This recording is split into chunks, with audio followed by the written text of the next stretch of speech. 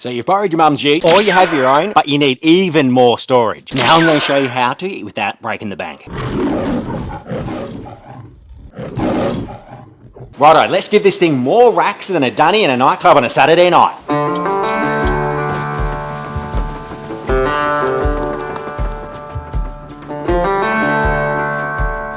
Right, we all know how useless the Shark and Shark 6 performance is off-road, but today we can look at adding storage when you don't have a canopy and a 10K setup. Right, before we get into that, I'll quickly run you through what I've got, because when I go camping, I'm focused on cooking up big feeds, so it sort of depends on the setup you've got. I've got a kitchen drawer, I've got a kitchen fridge slide, and bits and pieces. Let's take a gander now.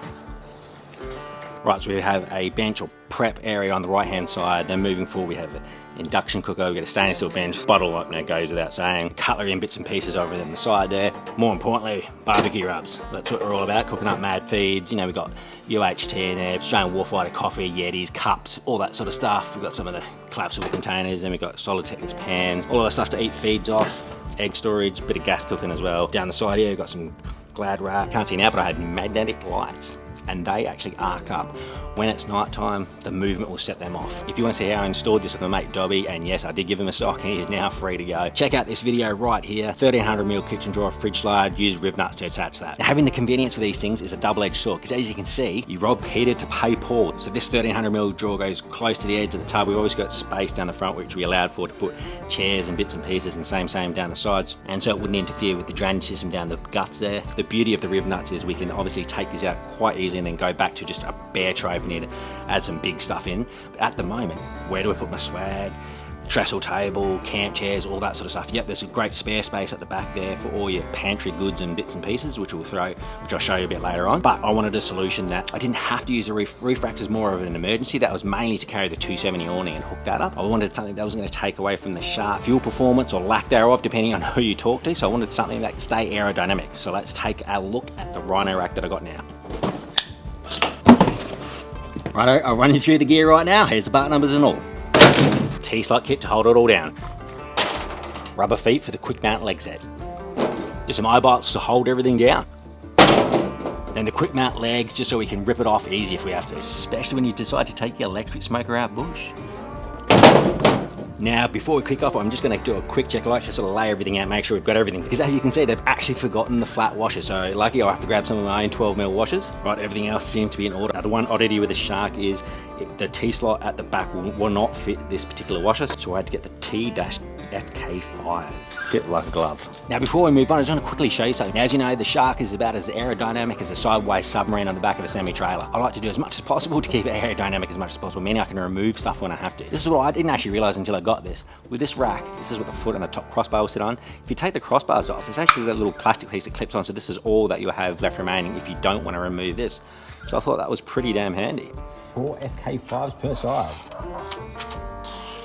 2 up the derriere and 2 up the front. So for the first foot at the front of the car, I'm going to actually pull it back about 15 centimeters. So if I've got a swag or whatever, got a bit of overhang at the front, I'm just going to line it up with the cover plate, and then same on the other side. So if you've never put a bolt in before, flat washer, split washer, then the bolt straight through the guts, and that's the order we'll go in. And then we'll have the rubber base on the bottom, bolt straight in, tighten that up to the T-slot that we placed in earlier, and tighten him up, do the other one. Then once we're happy with that, we can tighten it fully all the way. Then same for the second bolt. And before we tighten up the rear one, we're just going to make sure that it's no further than about 800mm from the front, just for their integrity and strength's sake. Now that we're switched on little cookies, you've measured twice, of course. We're just going to tighten them up about 4 to 5 Newton meters, and then we're going to go ahead and pre-assemble the base of the feet. Right, they ain't going anywhere. Now repeat that on the other side, and remember those measurements and measure twice. Right, now that we've got the footers completely secure, we're going to move on, pre-assemble the legs, and I'm going to attach these to the sports bar. So first thing is, we're going to remove the end cap. Just a bit of strength on the end, that will pop them straight off. Remove that ruler thing, do not throw that away. On the leg, 3 key in, unlock. That should come straight out the top. This is how you lock and unlock it from the footer itself. Main point here is just undo the washer just enough so this can fit in between the slot and the washer itself. So remember, like I said, so you have a little bit looser so you can give yourself a little leeway, and then you should be able to slide it on, and then you can move it up and down to wherever you need it. Now just flip it around and repeat on the other side, and then we're going to dummy fit it.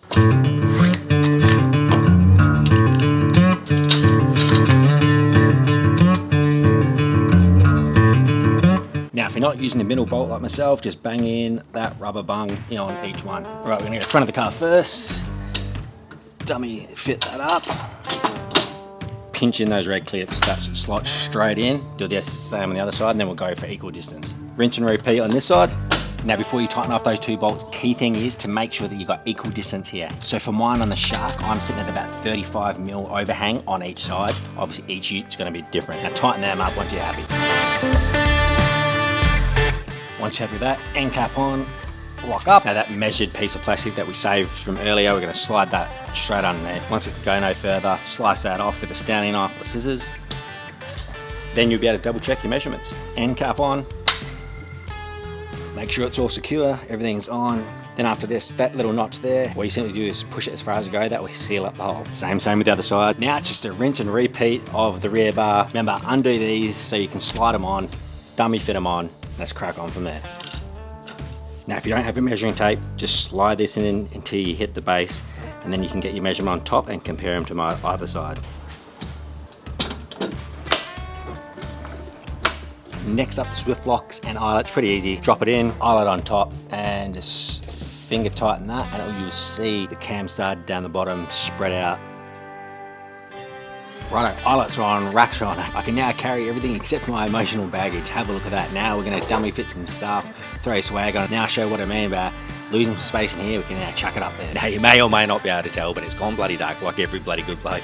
You do one job, you get onto the next, you forget the first one, so all right, we've now come back. This is probably what I generally carry fully loaded. The only addition is I'd have a small collapsible trestle table so we can do all our prep and have all of that sort of stuff out underneath the 270 awning. The main thing I got this for is if we've got a bigger table, the swag, and sometimes we'll take the tent and we'll take the smaller pop-up tent, and we've got the mini Q and her mates and stuff, so I was gonna show you now, and this is how it looks.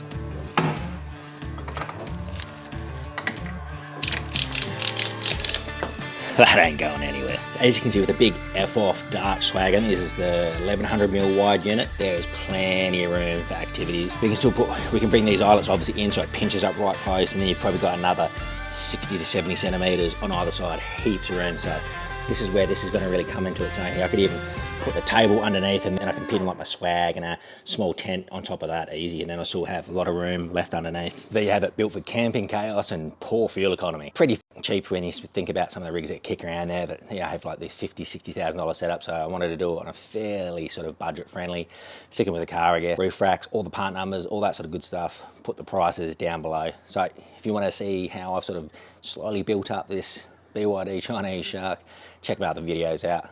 There's a card for it, you can click on that, it'll take you a previous one. There's 4 of them in total. Now the key thing is, what should we cook up next? As you can see, there's a little hint. We've got a charcoal cooker.